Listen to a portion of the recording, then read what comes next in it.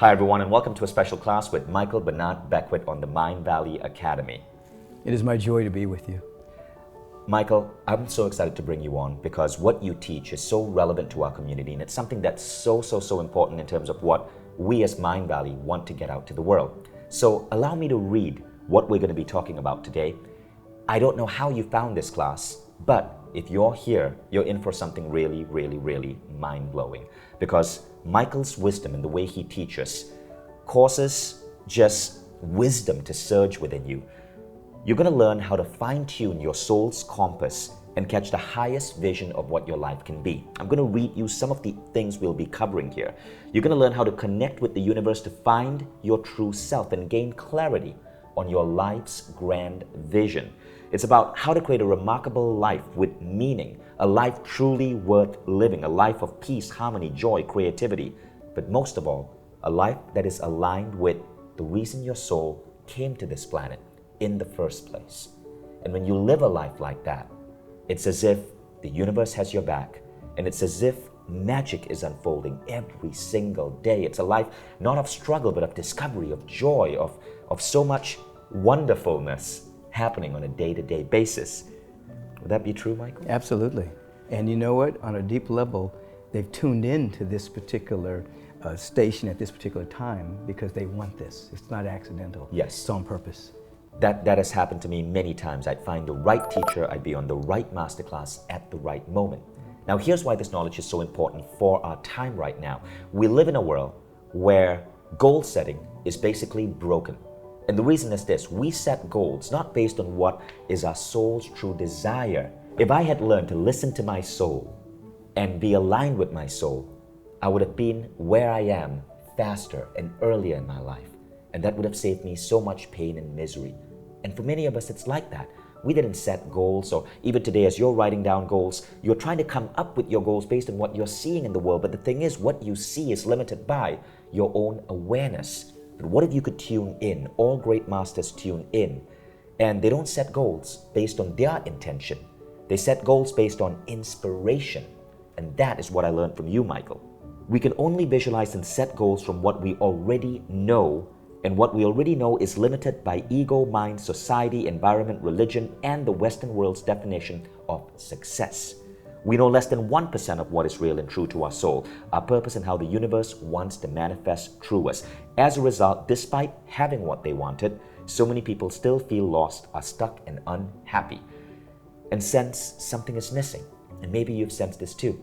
And this is where this man comes in. So Michael, get ready to blush for a moment because I'm going to read them your bio. He's an award-winning author and internationally renowned spiritual teacher of meditation, life visioning, which is his process that we teach on the Mindvalley Academy, and affirmative prayer. He was featured in the hit film The Secret, which became the biggest selling DVD in history. He's a frequent guest on Larry King Live, on CNN, The Oprah Winfrey Show, appeared on Dr. Oz. He's the founder and spiritual director of the Agape International Spiritual Center in California. And man, if you live in LA and you've been to Agape, you know how amazing the Agape Spiritual Center is, and this man founded it. He is famous for going higher and beyond generic personal growth topics like visualization, goal setting, beliefs, etc. What you're going to learn here is next level stuff. It is the stuff that some of the highest performing people in the world use to craft and create their lives by not setting conventional goals, but by truly tapping in. So here's what you're going to learn in the class. You're going to go through an awakening in this class itself. You're going to learn about 8 different structures in your life and how you can make these 8 structures fully thrive. Then we're going to close with a beautiful meditative prayer that only a man like Michael Beckwith can deliver. So stay tuned. Have your PDF workbook ready, because you're going to be taking down some incredible notes, and I know you're going to love this. Now, before we begin, Michael, I want to give people a preface of what to expect. So I'm going to read out, just really rapidly, some incredible stories of what has happened when people applied life visioning. James Redfield, who wrote that remarkable best-selling book, The Celestine Prophecy, said, Life Visioning, which is Michael's program at Mindvalley, provides a practical step-by-step system that can help you enter what I have called the miracle universe, to get in alignment with the true spiritual design of the universe. Barbara Marx Hubbard said, "This is a master work from a master teacher," and Barbara Marx Hubbard is one of the foremost leaders in conscious spirituality today. She has lectured at the United Nations. She was the 1984 VP nominee for the Democratic Party of the United States. And she said, through his teachings, we're able to release our illusions of separation and fear. Scott Bakula, remember Quantum Leap, that incredible 80s, 90s television show? Scott Bakula, the actor, said, "It defies any boundaries that exist on this planet because it has nothing to do with where you were raised, what color you are, your religious background, or any biases you have." And this is something I really agree with. I was so excited to work with Michael Bernard Beckwith because he truly is leading us into a more unified, world-centric view of humanity. The Deepak Chopra said, "Beckwith eloquently unfolds the secrets of deep inquiry for spiritual development." And finally, Lawrence Carter, author of Ethical Global Options, said, "He takes us on a level of insight of spiritual development seldom achieved. He sets down the stages and steps in spiritual awareness and growth with exceptional clarity and poetic power." Now, one of the things, Michael, that I love most about you is your remarkable story. I'd love for you to start by telling us your story. I'll be glad to. First of all, thank you for having me here, and thank you for the great work you're doing. And I feel privileged and honored to be the founder of Agape International, going into our 30th year now. How I got started, a number of years ago, I was actually sitting in a room with a group of people, and we were wanting to change the world. I was a part of an organization that wanted to change the world by any means necessary. And I heard a voice that said, "If you were to take over the world tomorrow, would the world be any different?" And I looked around the room and I realized that there was a lot of territorialism, a lot of ego problems, a lot of issues in this room, that the world would be exactly the same. And so I left that particular organization, but I had nothing to replace it with. So I went back to school. I was attending USC. I was a psychobiology major. And I began to have a series of inner experiences. Now keep in mind, during this time, one of the things I was doing to help fund my way through USC is I had a little cottage industry of selling cannabis sativas, marijuana, which is now legal, but at the time it wasn't. And these experiences kept intensifying. I stopped smoking because I thought maybe it attributed to the experience, but the experiences amplified. And there was a moment in which, for a long period of time, I had this lucid dream, and in this dream, these three men were chasing me. I would wake up every night before they would get to me. Then one night, I didn't. I was awake in the dream, and I said, "I don't need to run. This is a dream." There was a tent with a long line of people going into this tent, and I knew everyone in this tent going into this tent. And I said, "My friends will help me." I stopped, and one by one, everyone turned their back on me. Two men pinned me down, and one plunged a knife into my heart. The pain was excruciating. I screamed, and I died. And when I woke up, I could see beauty everywhere, and I felt a penetrating love, penetrating every cell of my being, every atom full of this love, this totally agendaless, unconditional, powerful love. And the beauty, everything was shining. And my life changed. I knew I had to discover what had happened to me. Now, back up just a moment. I got arrested on my very last deal of selling weed. Hundreds of pounds of marijuana, a lot of money, a lot of paraphernalia. And I was going to court. And the inner voice said I was going to walk away from this experience, totally and completely exonerated. I'm sitting in the courtroom reading meditation books. I'm unconcerned about the outcome because the inner voice had already said nothing was going to happen to me. So one day, sitting in court, my attorney was interviewing a police officer that wasn't even there when I was arrested. And he was explaining how an informant had told them a big drug deal was going down, and they staked out my house. And my attorney jumped up and said, "That's hearsay evidence. We demand that the informant come to court, or we invite the judge to throw the case out of court." It took a 3-day recess. We came back. The prosecutor said the informant was afraid for his life, was not going to show up. The judge said, "I have no other recourse, Mr. Beckwith, but to set you free. I hope I never see you in my courtroom again." I said, "Judge, you never will." I walked out, and I went home, and the wind was blowing, and there was a weather vane pointing in the direction that the wind was facing. And I said to the presence, "If this means what I think it means in terms of my life, in terms of my destiny, I want that weather vane to point in my direction."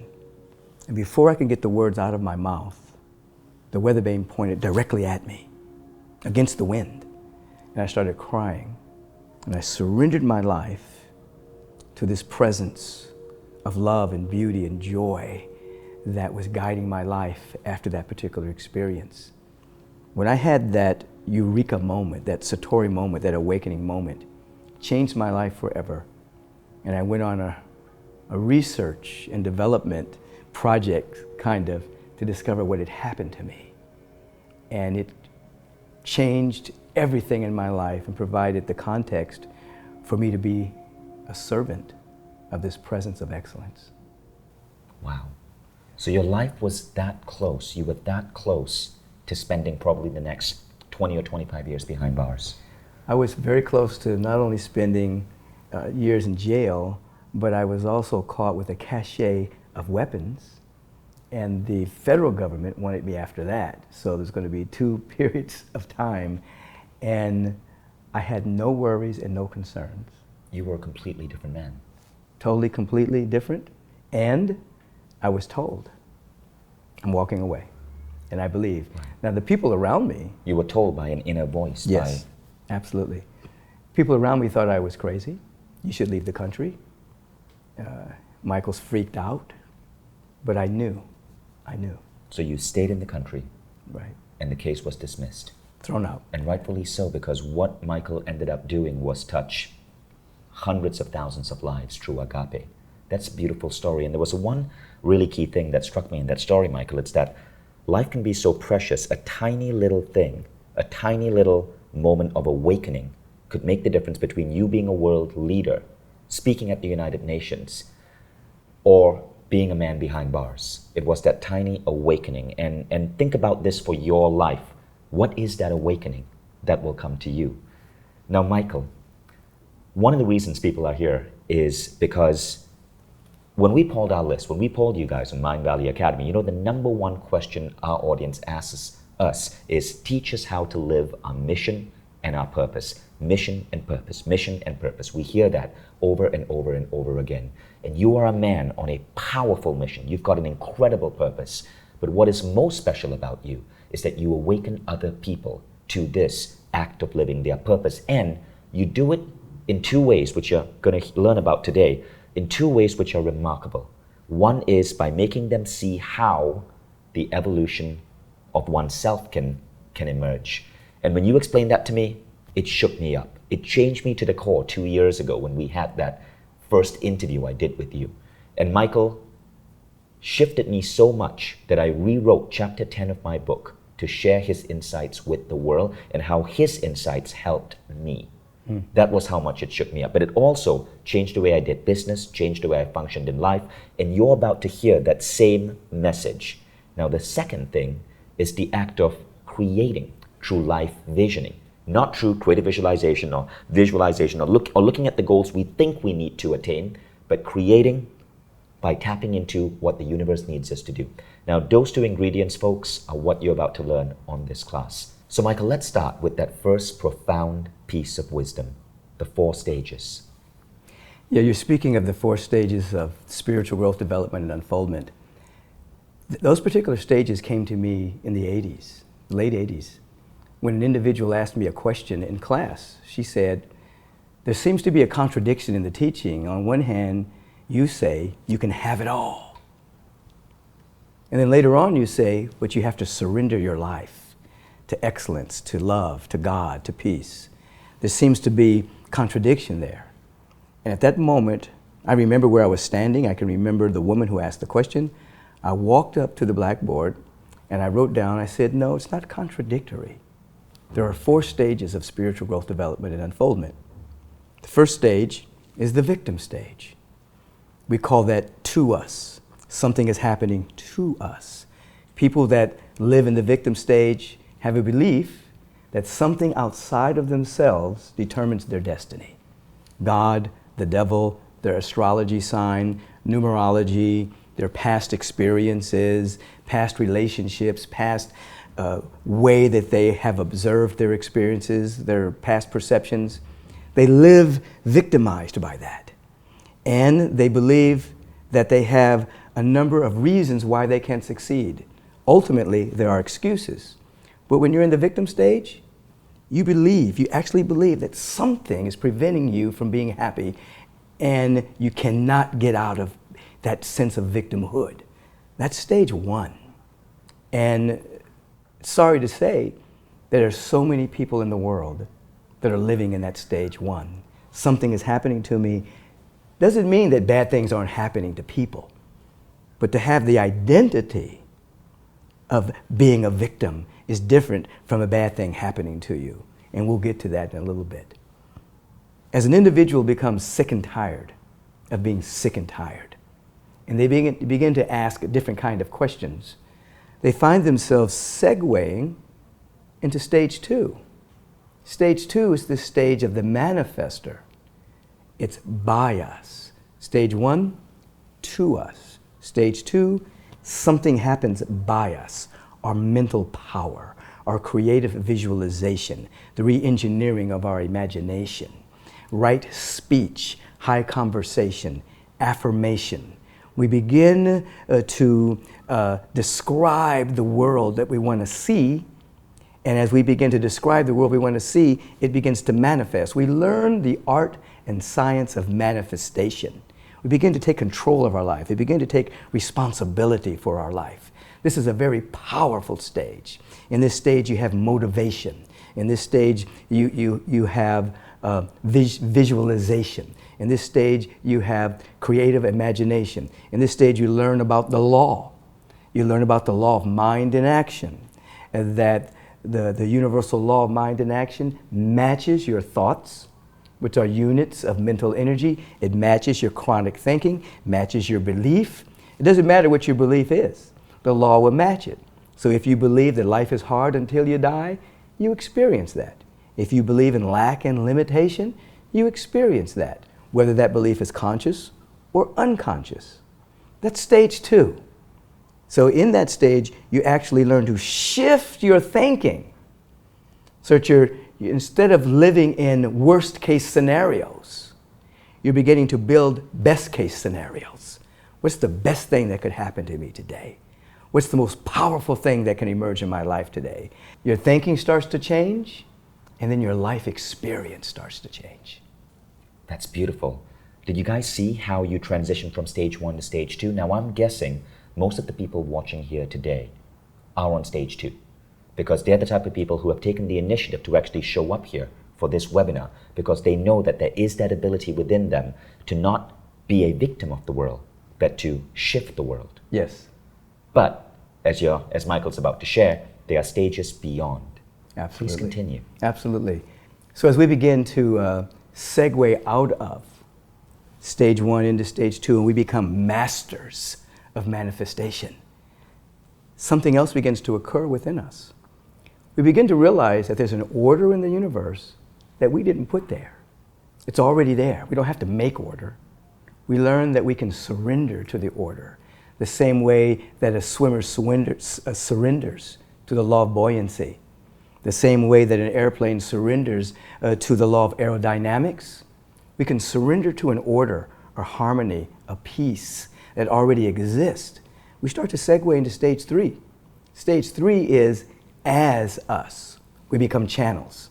Remember stage 1, to us. Stage 2, by us. Stage 3, through us. This is where you begin to live in the zone. You begin to live in that place where beyond your planning, something takes you over. And something begins to live through you and sing through you and dance through you and create through you and be through you. You're like a witness and a participant with this dynamic energy, this life force, this presence, this intelligence that's everywhere. It begins to move through you and is unencumbered because you're no longer manipulating nor limiting it through your visualization. You're now opening yourself up to yielding, surrender, allowing. Those are feminine words. In stage 2, it's more masculine. It's by your mind. It's mental power. It's visualization. Stage 3, it's letting, allowing, yielding, surrendering. From that stage, you're a larger space, a larger place for this intelligence, this love, this beauty, this abundance, this prosperity to flow through you. And oftentimes, it shocks and surprises you because it's beyond your present paradigm.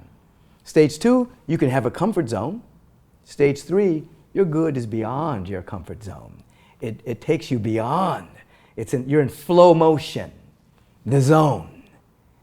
And then there are moments of stage 4. Stage 4 is entitled As Us. It's a state of being. Those moments of insight, those moments of satori, those moments of aha, they're expanded for longer periods of time. And you feel connected to this flow of life. And whether it's a nanosecond, or whether it's an entire day, or whether it's intermittent throughout the course of your week or month, it changes your life forever. Your whole perception, it changes. Stage 3 and stage 4, that's where visioning is. Stage 2, that's visualization. You master stage 2 so that you can enter into stage 3. So beautifully said. Now, you mentioned the words Kensho and Satori. I realize some people may not be familiar with those ideas, but they are powerful, powerful, powerful ideas because they show you how, in almost every case, the universe is far friendlier than you think. Let's talk about that for a moment. Absolutely. As you're participating in your own growth, development, and unfoldment, you'll have moments of satori, moments of an insight where it suddenly takes you over dramatically. It's an aha moment. And that moment shifts your perception, expands it, so you see life from a much larger spectrum. Those moments, they come with practice. It's an insight. An insight is an event that takes place in your consciousness. And then there are other moments where it happens much slowly. You do your spiritual practice, chop wood, carry water, you practice your meditation, you practice your life visioning, you practice your spiritual technologies, and it's a slower awakening. So people have the tendency to sometimes have satori moments, and most people, it's a kensho, a moment in which it's a slow releasing of that which no longer serves. It's a cleansing of our filters. And then we look back and we see, oh, I've grown. But I don't remember where that growth took place, but I'm different now. Sometimes it's accompanied with pain. Sometimes there's a level of pain or seeming suffering that's occurring. And then you look back and you realize, oh my God, that pain was actually an opening for a tremendous expansion of my consciousness. So we have both. We have satori, aha, eureka, wow, I got it. And then we have kensho, the slow burn, the slow unfolding of our awareness. And we all have a combination of both. So I take it that as you go from stage 2 to stage 3, which is where you want to aspire to be, and on to stage 4, the satori moments increase, but the kensho moments go down. Well, I think that what happens is there's a combination. The satori moments increase, but there's always a continual peeling away of that which no longer serves you, because the journey is infinite. Right. I like to say that wherever we are, we're barely scratching the surface of our infinite capacity. Yeah. I like that. In my book, I call that I quote you on Kensho and Satori, and I call that the beautiful destruction. The idea that sometimes you have to destroy some aspect of your life to let the next great thing enter. So for our audience, I want you to note something really profound that Michael just said. Stage 1 and 2 is where you visualize. Stage 3 and 4 is where inspiration leads to your creation. Yes. You are not creating what society or the media or schooling or education or your parents or your culture say you need to do. You are creating what your soul needs you to do. And so you're more likely to end up in a fulfilled career, in a fulfilling job with that person that you truly, truly, truly want to be with. Would that be correct? Oh, absolutely. And that, as you just indicated, stage 1 and 2, you're visualizing. Stage 3, segueing into stage 4, you're visioning, and you're asking what's trying to emerge. Stage 2, motivation, and there's a lot, sometimes there's shoulds. Mm-hmm. You should be this. Your parents say you should be a doctor, you should be a teacher, you should, society says you should do this. Stage 3 is what you're meant to be. There's a should be and there's a meant to be. Should be, external authority figure. Meant to be, from within. This is where your calling is. The unfolding of your soul that activates bliss and ecstasy because you're activating your potential. And this is where many people miss the boat because they're so caught up in what society wants them to be, they miss their soul's calling. And they spend their entire life in a job that they hate when their soul is begging to be set free. So life visioning sets the soul free and allows you to live life on fire, and then people come and watch you burn. Love that. You know, what's so beautiful about what you said is it reminds me of this article I read about the great novelist Hunter S. Thompson. You know, he wrote Fear and Loathing in Las Vegas. He was the subject of like 3 movies where Johnny Depp played him. And in 1953, a friend asked Hunter for some advice on life. And Hunter wrote a really famous letter that you can search on the internet back to his friend. And one of the most important ideas in the letter, and I'm paraphrasing here, Hunter says, you know, in society, we often make ourselves conform to goals. But these goals are not us. These goals are what the media, what our culture, what our parents tell us we should be doing. Don't do that, he says. He says instead, let the goals conform to you. Yes. Is that rather like visioning? That's exactly it. Stage 2, you're goal-oriented and you have motivation. Stage 3, you're purpose-oriented and you have inspiration. Inspiration is from the mind of the infinite. Motivation is from individuals or things that are happening outside of you. Absolutely. As you begin to learn to articulate what your soul wants and allow that to emerge, goals will formulate, but they'll formulate according to a much higher vision and much higher purpose of life. And they prevent us from waking up one day going, what the hell happened to my life? How did I get here? So, which is the bane of the American dream. Right. The American dream is get your cars, get your houses, get whatever amount of zeros you need in your bank account, and you're happy. But so many people have discovered when they have achieved that dream, it was actually a nightmare. And their hearts were closed. They had poor relationships, bad health, and they didn't answer their calling of their soul. So beautifully said. I want to share with you guys my story of how Michael's work influenced me. This happened about 2 years ago when we met for the first time and we had our first ever interview. So you see, I always thought I was living on purpose. I had my purpose, I had Mindvalley. Now, I had a purpose, that's true, but I wasn't living on purpose. That's what I began to understand. For I understood that it was much more complex than just knowing your purpose. From talking to you, I know about the 8 life structures, which we'll talk about in a moment, and how you can be on purpose or off purpose in any of these 8. And even when you know your purpose, that's different from living your purpose. So here's the shift that happened to me. 2 years ago, while I was still running Mindvalley, I forgot why I started this company. I started this company because meditation had transformed my life. I was broke and sleeping on a couch in San Francisco when I had a job dialing for dollars, selling technology to law firms, and I was depressed and not making money. And I took a meditation class, and I showed up in that class, and I was the only person there. But the class was so transformative. This was back in 2002. When I went back to my job, I just crushed it. I ended up getting promoted 3 times in 4 months, became director of sales. My career took off. And 18 months later, I realized that I wanted to do something on my own. And I remembered the fact that I was the only person in that meditation class. And I asked myself, if all this stuff about the human mind is so powerful, why was I the only one there? I want more people in these classes because our education system failed us. And so I became a meditation instructor.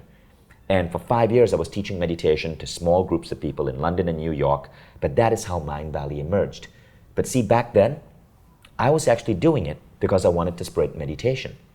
Now, 2 years ago, I forgot why I was doing it. I honestly forgot. And I was measuring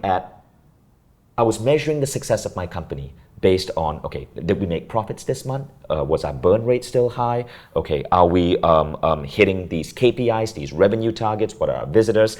All of that stuff. And I forgot why I'd started the thing in the first place. Now, after speaking to you, I realized that for whatever reason, I was operating more from level 2. I was setting goals. Okay, this month we hope to hit that revenue target. This month we hope to get that investor. I was comparing myself to other entrepreneurs on these bullshit metrics. I remember being at a conference with other entrepreneurs building great companies, and I would compare myself to others. I was like, oh man, he got a larger round of investment. Oh, I feel like such a failure. Oh man, his company got valued at 80 million. My company is nowhere near there. Oh God, I feel like such a failure. And then you woke me up. And you woke me up to why I was doing this in the first place. And this is why I had to dedicate a whole chapter of my book, the final chapter, to you. And that was, I was doing it to spread enlightened ideas, and I made that my focus. And over 2 years, I started changing everything in Mindvalley. I cut back and killed all my other businesses that were not focused on spreading enlightened ideas. All the businesses I'd started purely to, make a healthy ROI or make some money, I killed them so I could focus on one thing, being the man to spread enlightened ideas in the world to help humanity wake up. Then I looked at Mindvalley, and we had deals with 200 authors. I canceled 90% of those deals. I look at every author and I said, I'm only going to work with the top 15 authors out of 200. And the top 15, I based it on what were our customers saying. Who were our customers saying were truly changing their lives? You included. So I cut back everything else. And with these 15 authors, I decided to dedicate my team not on developing the best marketing in the world, which was 2 years back, but on developing the best transformations in the world. We expanded our customer support team so we could actually provide the best customer support possible, and we won an award, Best Customer Support in Asia. We hired 35 developers so we could create the best learning technology. We hired artists and designers so even our course covers could be beautiful and artistic. We transformed Mindvalley Academy, and we canceled 90% of our authors. And when I had this calling to do so, yes, to cut 90% of my business, to shut down all other companies, I was scared. I was like, is this the right thing to do? This might absolutely kill the company. But the craziest thing happened. At that point, when I made that decision, we were burning through $100,000 a month. Honestly, it looks easy, it wasn't. We were burning through $100,000 a month. I was in a perpetual state of stress and anxiety. I was not going out, I was not meeting friends, I was just working to try to reduce this burn rate, right? I was seeing the money in our bank account go down. When we made that shift, when we made that commitment to providing the best education in the world for our customers, and I forgot about the burn rate, I forgot about the money. I said, the money, screw that. I'm not even going to worry about that. I'm going to live on what I believe the universe has me to do. Everything shifted. In 3 short months, it was like a tidal wave of good fortune hit me. The burn rate disappeared. It went from 100K to minus 100K to minus 50K to me having my most profitable month last month. And it was the culmination of 2 years of training myself to deconstruct all of the crap I'd learned from traditional business and society on what it meant to be an entrepreneur and to truly live on purpose. And I share that story for 2 reasons. Number one, to understand how powerful Michael is, because some of you might be thinking, oh, purpose, I got that. I'm done, I got that. No. When you live on purpose, it's a wholly different experience. So I wanted to publicly acknowledge you and thank you for that. It's, thank you. Thank you for leaping. Thank you for that course correction that got you back into your calling and Thank not you. just a career. Now, it's very important the other thing I started doing is life visioning. Yes. I ripped up my goal sheet. I don't have a goal sheet right now. I get inspiration that flows to me, and that inspiration has been guiding me, and it's been so powerful. So this is the difference between creative visualization and life visioning. And I'm saying this with some humility because I published a course on creative visualization actually saying life visioning is the next level. Creative visualization has purpose if you're at level 2, but if you're at level 3 and 4, or you want to get there, life visioning. So with life visioning, in the last 1 year, I've 2 new business ideas emerged in terms of transforming lives. And one got $1 million worth of funding and is now successfully being launched in Silicon Valley. And the other is about to launch next month, and I'm so excited about it. It's called the Quest app. And a lot of it came from life visioning. So you'll hear about life visioning in a moment. But now, Michael, let's go deeper. One of the things you said, Michael, is that when you can see the 4 stages, you can ascend the stages because you have a roadmap. Yes. Is that true?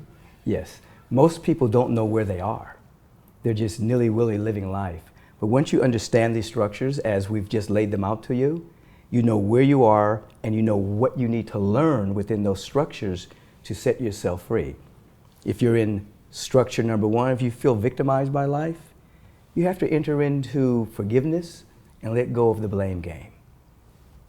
It's a strong practice, but it's necessary. If you're in stage 2, you're going to have to let go of control. That happens incrementally. Little by little by little, you take responsibility, but you let go of control and you start to yield to a higher power, or whatever name you want to call it. Just call it life for right now. Stage 3, you're letting go of a personal sense of a life separate from the great life, whatever name you want to call that life. We have a tendency to think that we're separate from life, that that we're individuals without the awareness that individual means undivided from the whole. So little by little, that sense of separation dissolves and we start to have moments of in the wonderful state of being. So when you know what stage you are, you know what you need to do. Stage 1, forgiveness, let go of blame. Stage 2, you're letting go of control. Stage 3 into stage 4, the sense of separation is dissolving with every meditation, with every life visioning moment that you practice, until there's an ever-increasing awareness of your oneness with life. Life is not a foreign invader. You are an emanation of life. You are an emanation of love and intelligence and beauty. That's your essence. You start to surrender to it, it takes over.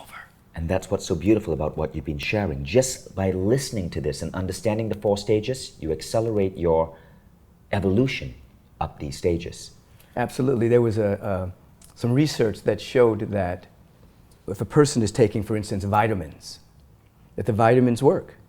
But if they actually read what the vitamins do for their body, the efficacy is magnified. It becomes increased if you know that what you're taking is actually doing what it says it's supposed to do, it does it better. So if you know the 4 stages and you kind of have a map as to where you are and you begin doing that kind of work, just knowing that increases your ability to magnify the excellence in your life. Wow, amazingly said.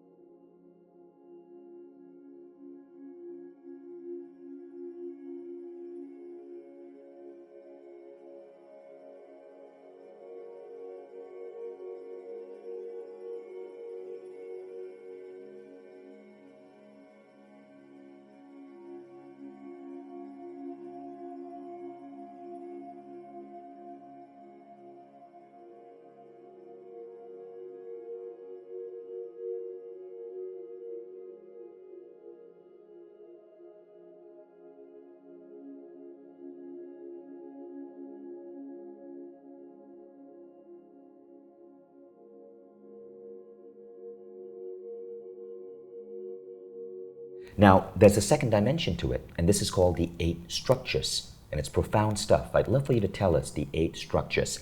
Basically, what Michael is going to talk about is how, even in these 4 stages are, you could be at different stages in 8 different structures in your life. You could be at stage 3 in your relationships, but stage 1 in your financial affairs. And there are 8 structures in where this applies. Michael? Absolutely. Let me just say that when we look at the structures, they're either a liability or they're an asset.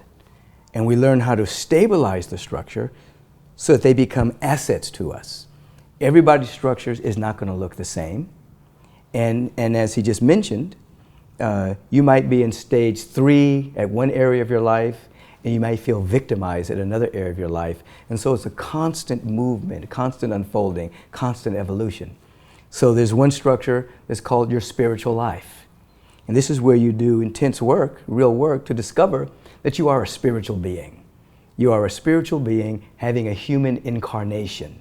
And being a spiritual being, through meditation, through affirmative prayer, through life envisioning, you begin to set free your gifts, talents, and capacities. You begin to know, not just believe, but you begin to know that you are an eternal being on a quest of unfoldment, of constantly activating your potential. Many people feel that they're cut adrift from life, but as you begin to embark upon an apprenticeship in that particular structure, spirituality, not religious, not religiosity, but spirituality, you come into an awareness, you have aha moments. Oh my God, I've always existed. I'm going to continue to exist. I've always been alive. I'm going to continue to be alive. That becomes real. That becomes real to you. And then there's the structure called ego. And as we work on this structure, you begin to discover, you stop playing the game of one-upsmanship, superiority, inferiority, or equality. You come into an awareness of your uniqueness. Everyone is unique. This grand presence doesn't do do-overs, doesn't make mistakes, and doesn't repeat itself. So everyone on the planet is a unique expression of this infinite, divine, loving intelligence. And when you have a healthy ego, it means that you feel a level of spiritual esteem, self-worth, self-love, self-appreciation, but you also have an open heart that you give permission for everyone to feel that deep sense of nobility as well. You're not playing comparison. You're not playing one-upsmanship anymore. You're not playing immature competition. You want everyone to succeed because everyone is a unique expression of the infinite presence.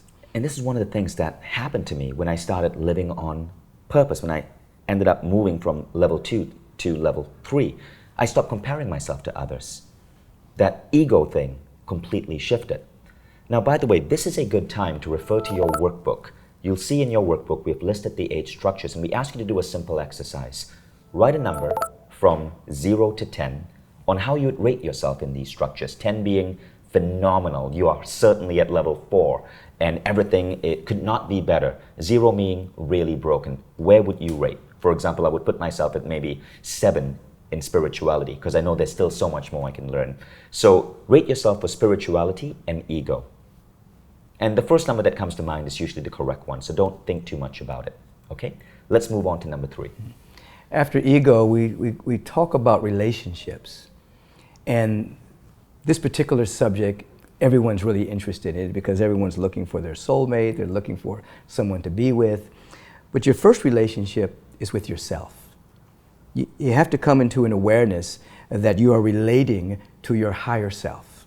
That is the ahistorical self, the self that has no history. You begin to have a relationship with that, which extends itself from the healthy ego of self-love and appreciation. And then you begin to discover that everything you can want in life, it's already within you.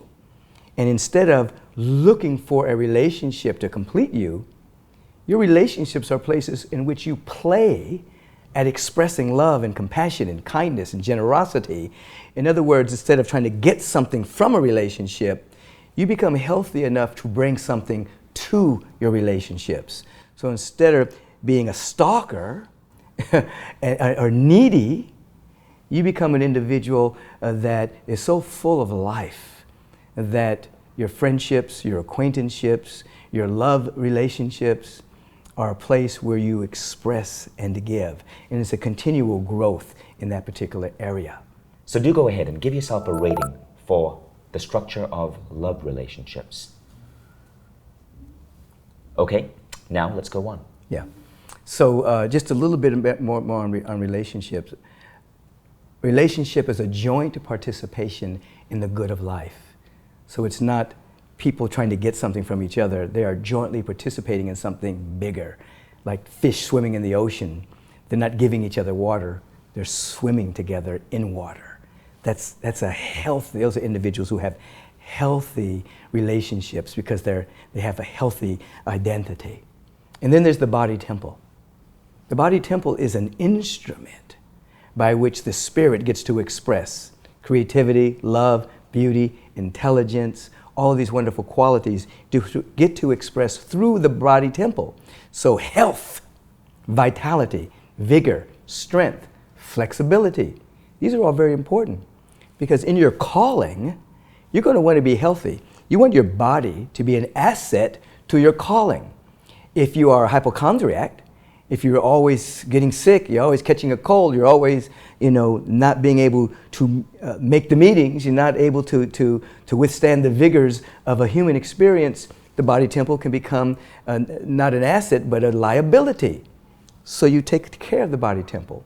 Proper nutrition, proper exercise, proper hydration, proper water intake, proper rest. All of these things contribute to a healthy body temple so that the temple is an asset and not a liability. Go ahead and give yourself a rating for your body temple. Thank you. And then there are two other structures, livelihood and finances. I separate them out.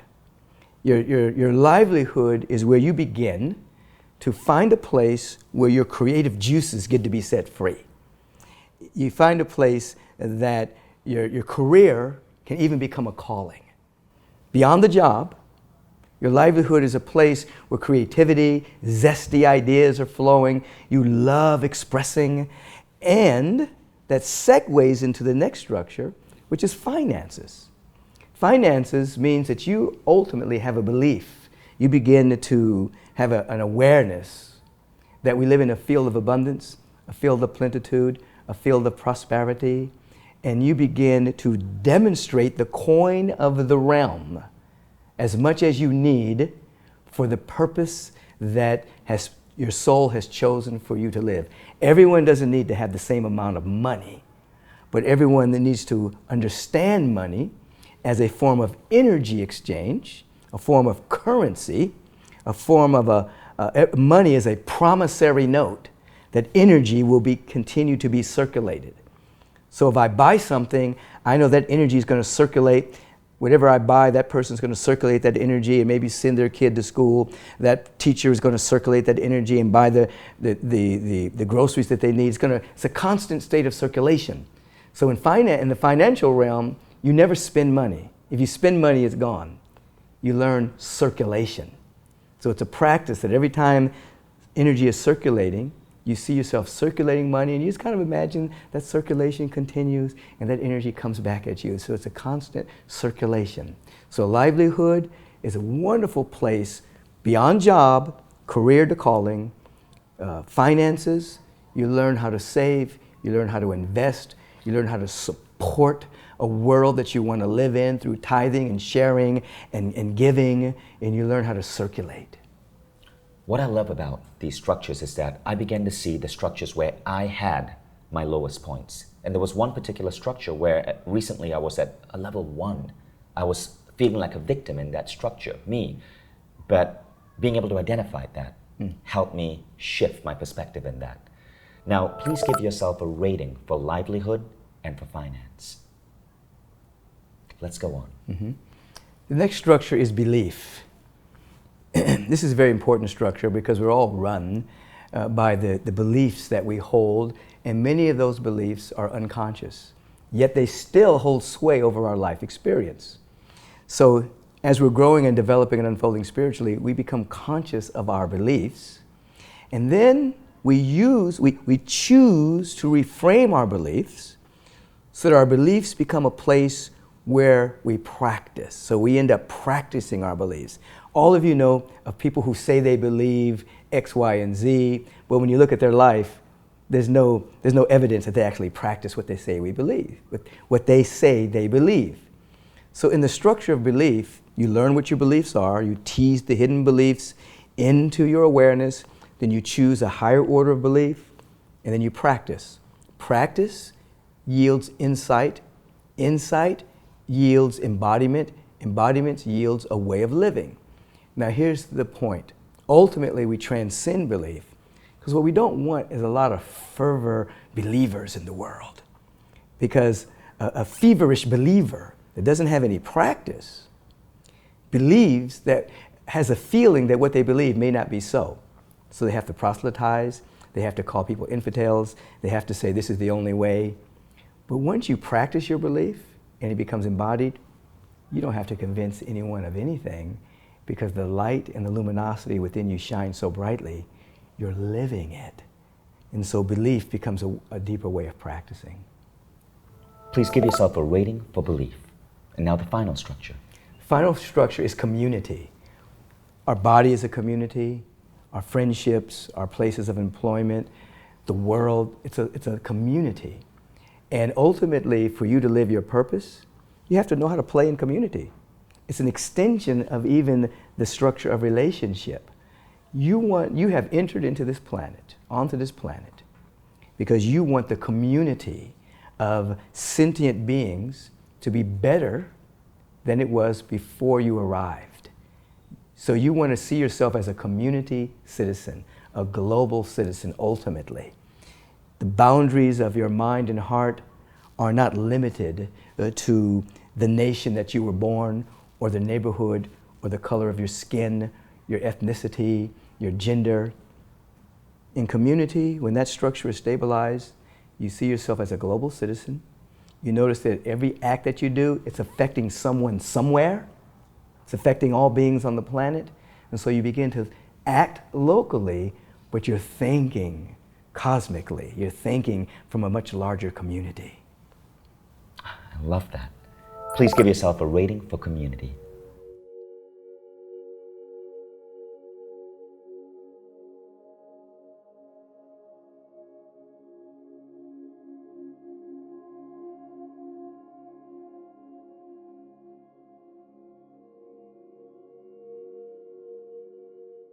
So now we've wrapped up the 8 life structures, and these ratings are important because they help give you guidance, they help shine a light on where you know you need to level up.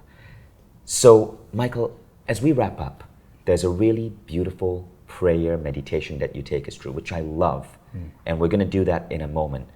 And after the prayer meditation, I mentioned visioning, the visioning process, which is what helped me, which is one of the new programs that we've developed with Michael. You'll hear about that program soon. Now let's get on with that prayer meditation as we close. Absolutely. It is throwing me into the briar patch.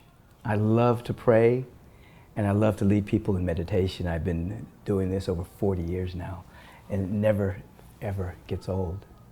So I invite you to just stop where you are, to give yourself permission to be right where your body is, to be right here. To let go of where you're going to go later. Let go now where you have come from to be here. And to be right here where your breath is. It is impossible to breathe in the future, and it is impossible to breathe in the past. So this breath is anchoring us into present moment. Just be with that for a moment. The breath is in the present, which become a gateway, a vibrational gateway to the eternal now, which transcends time and space. It is here. I invite you to feel a deep sense of gratitude and thanksgiving and appreciation. Being grateful for the next breath you're about to take, to be grateful for your life, to be grateful that you exist at all. This dynamic gratitude is clearing our perceptual windows that we can begin to see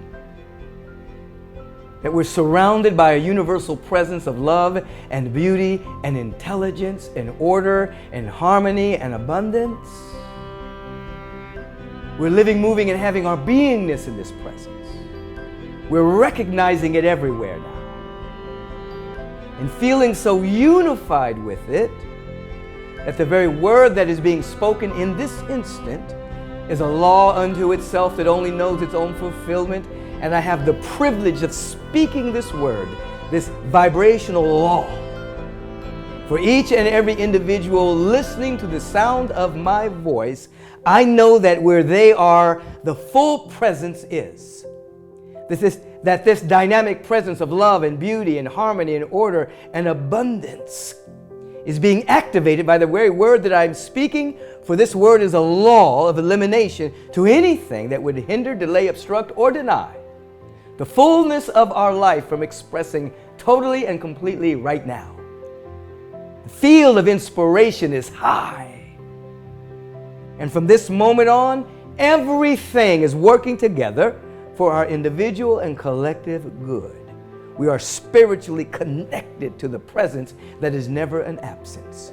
Our body temple is full to overflowing with tonic chemicals that are amplifying our immune system. Our relationship with ourself, oh, it's a loving one. Self-love and self-appreciation is amplified, and we feel at one with the abundance of the universe. And it's happening right now. This is the word that I'm speaking. The word cannot and will not return unto me void, but must return fulfilled thereof. It's happening now for each of us. The each of us that reveals and represents the one of us. I feel it in my soul, and I give thanks for it now and forever. And so it is. Amen.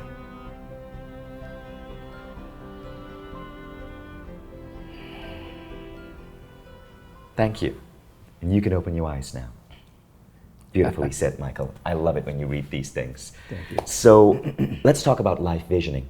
Michael and I are working on a project together, and it is a program here on Mind Valley Academy that over 6 weeks helps you move from level 2 to level 3 and onwards. It also is based on the 8 structures. So you can look back at your workbook and see how you rated yourself in those 8 structures. And if there are structures where you're 2 or below, this program is going to help you grow in those areas of your life. Now, the program is created by Mind Valley, and all the information is below this video. And please note that as a thank you for watching this video, this training, for investing this time, for being committed, we have further given you a special unlock price on this program. You will not see this price anywhere else on Mind Valley Academy. It's only on this page, so you do not want to close this page. So Michael, tell us about life visioning. Why is this program, why is learning this so important to people? We're at the stage of our unfoldment as a species where we have to consciously participate in our own unfolding. It's not just going to just happen. It happens just according to how we practice. Each and every one of you, you want to be happy. You want to tap into your intrinsic happiness. You want to tap into your intrinsic intelligence and love and abundance. You really want that. So the life visioning process is a transformational process that allows you to continue to grow, develop, and unfold so that you have permanent set points around these sacred qualities. So it's not one and done. It's a constant unfolding in a powerful way for you to embody the love, the intelligence, the beauty, the happiness, the abundance, that not that you just deserve, but it's who you are, and you want to set it free. In short, a lot of the personal growth models that people learn are level 2 models, stage 2 models, creative visualization, goal setting, and they serve a purpose. Yes. They set people along the path, but once you've been in the path longer, you realize that you want to tap in, and I can tell you it's so much more joyful when you are plugged in and you're not coming up with these goals based on just what you learned from your schooling or your education or culture, but you are gaining inspiration that puts you where you need to go. And that is the massive shift. That is the difference between waking up one day wondering what happened to your life to living a life where you're really contributing, where you're really fulfilled, where life almost seems magical. And it almost seems like the universe has your back. Yeah, it does. The universe is friendly, but you get a chance to know it. You've articulated it so fantastically. You've been studying. Fantastically. And you know what? You want to set yourself free. So raise your hand where you are if you think this is something that you'd want to study. And if you do, what I'm going to do is, Michael, I'd love for you to tell them what we're going to be taking them through week by week. So it's a 6-week program. It's not a lot of time commitment, about an hour or two a week. But you know, the insights that you get from this and what you learn, and there's applications as well, shape you for life. Remember what we spoke about earlier? We spoke about how Michael hit that crucial point in his life where his life could have gone in 2 directions. He could have been in jail for 30 or 40 years, but instead his life went in a different direction and he became the world leader he is today. But it all started with a moment of awakening. Yes. This program is designed to give you these moments of awakening. So whatever part your life is on right now, this program, I guarantee you, is going to shift that to something beautiful. You cannot put a price on that. That is what happened to me. Yes. Let's hear about the 6 weeks. It's priceless. First week, I'm going to help you identify where you are in your life structures. We're going to do processes so that you can evolve through these structures. So you'll actually be able to see exactly where you are. And as we talked about earlier, when you're able to see the structures and see where you are, it becomes easier to transcend. The second week, we're going to get into the victim consciousness, and we're going to ferret out your victim story. We're going to become aware of our own victim story, and we're going to shine light on it. Now, once you become aware of your own victim story, it starts to lose its power. Very important week. The third week, we're going to become aware of what it means to manifest. We're going to be aware of our manifestor story. We're going to learn processes, and we're going to, you know, as he was saying earlier, that stage 2 is an important stage. You want to master it. So we're going to learn where we need to master that particular stage. Week 4, we're going to do some energetic shape-shifting. You know what that means? The areas in your life that you've identified where you're vibrating lower, we're going to take the areas of your life where you're vibrating higher, and we're going to shift that energy into those lower vibrating areas and watch them expand. And then your ability to manifest will increase, and your ability to hear wisdom and guidance in those areas will also increase. It's a very, very good week. This was a very, very, very cool tool. The shifting of that energy from an area where you're strong to an area where you're weak. That was really original teachings. I've never heard that anywhere else before, but it was just such a powerful, powerful, powerful idea. Because there were areas where I was weak, where I felt helpless. Yes. Because I was so stuck in what I was, in my problem. But when you showed me how I could take the strength from one of the areas where I was strong and put it in there, that freed me. So I loved this particular week. Yeah.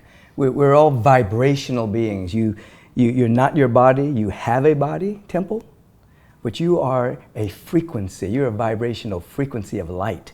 And so when you begin to shift your vibration in particular areas, you set massive amounts of energy free. Very important week.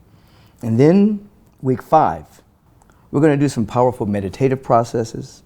I'm going to be teaching on the state of being, that being consciousness, and we're going to begin to touch upon that. You're going to begin to learn about it and touch upon it through the processes that I send you through.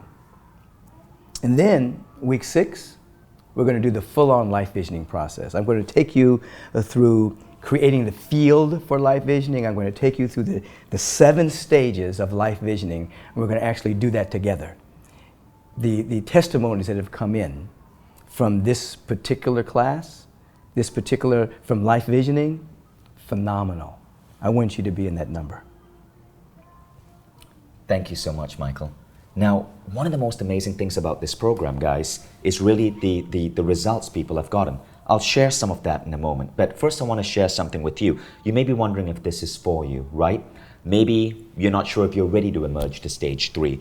Well, why not give it a chance? You do not even have to make up your mind right now. You can purchase this program, enroll in the course, go through the course, and if you feel this isn't for you, you can shoot one email to support@mindvalley.com, and our award-winning customer support team ranked #1 in Asia by nicereply.com, one of the top 10 in the world overall, will provide you a full refund, no questions asked. So you can really try this out. You do not have to make up your mind right now. We just really believe in this program. We are able to make an offer like that.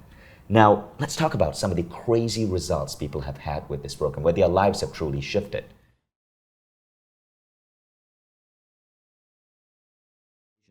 So Evelyn had just experienced a breakup. After applying the teachings from Michael Beckwith, within a month later, she let us know that she and her former partner had an open-hearted discussion where they expressed gratitude for their time together and they experienced a conscious uncoupling. So it could really help you in these difficult, traumatic situations such as relationships. This is a different student scenario from Reginald. He was an assisted living caregiver and was upset that his client wasn't following his suggestions, which he considered to be conscious and holistic healing modalities.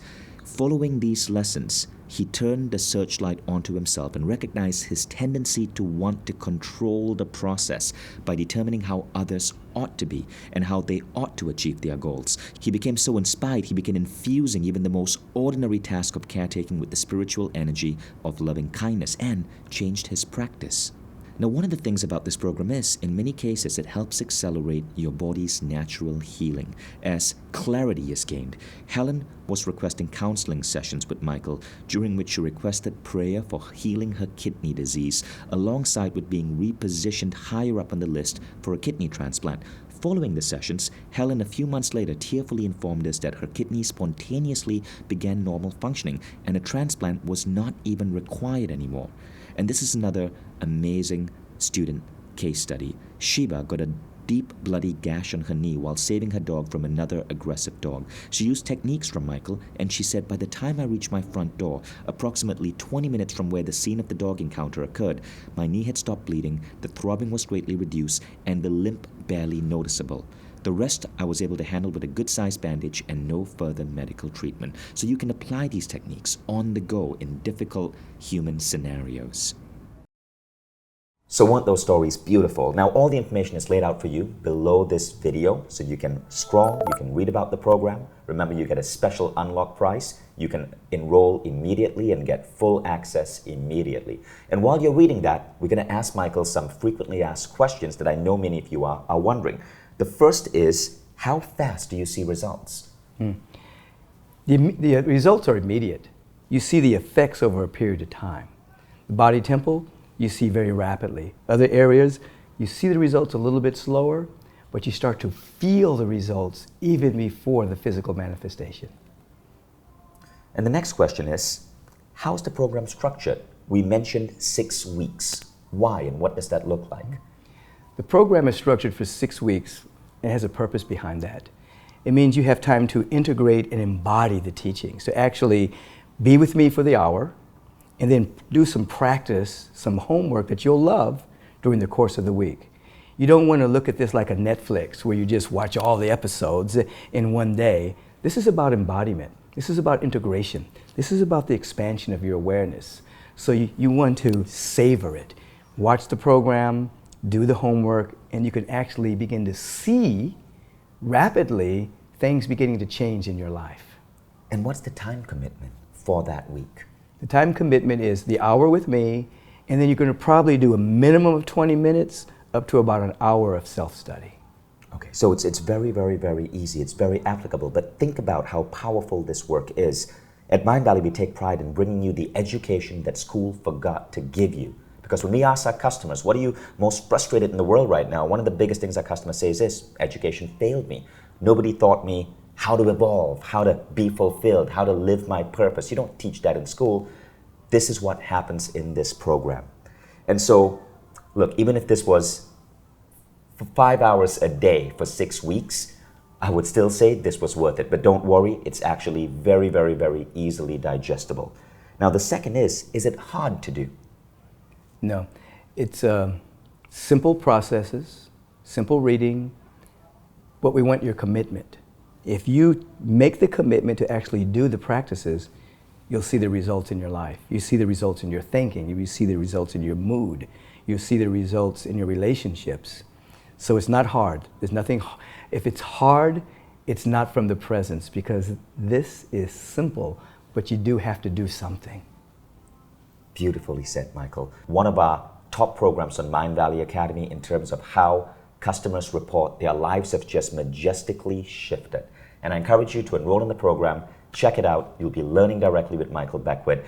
Literally, he is there talking to you on the screen. You see his face. We recorded this. It's like you're having a Skype call with him, and it is just mind-blowing. So thank you all for tuning in, and thank you, Michael. Thank you. And the program was so transformational for me, just teaching it. I had a rebirth and I cut off my hair right after we filmed it. That's why you'll notice Michael looks different in the program. I'm still upset that you cut off those beautiful dreadlocks. So thank you, everyone. Thank you. Thank you for joining us. Information's below. Click enroll, and we'll see you in Life Visioning.